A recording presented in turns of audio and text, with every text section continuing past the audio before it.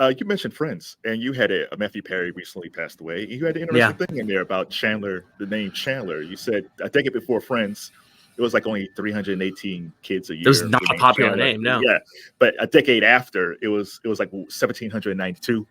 Yeah. Kind of remind me of like Jalen Rose because I remember he was at the Fab Five. Oh, Jalen, that's an Yeah. interesting name. Then when I'm watching every team now, there's a Jalen.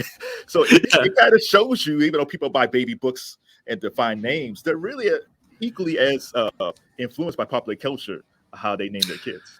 It's so surprising, and again, like, it's also not always on purpose. Like, again, like, I think that you've seen names that became names because of pop culture. One of the most famous examples of that is Madison, which was not a name that existed before Splash, for as a first name, particularly for women.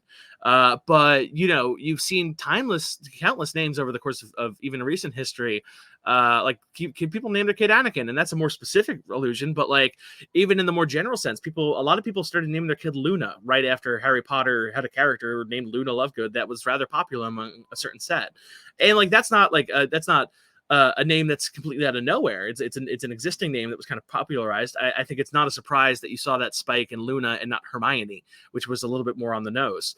But yeah, I mean, I love whenever you see a generation of ball players in particular just kind of emerge from like, oh, okay, I get who you're named after. I get that this is an illusion.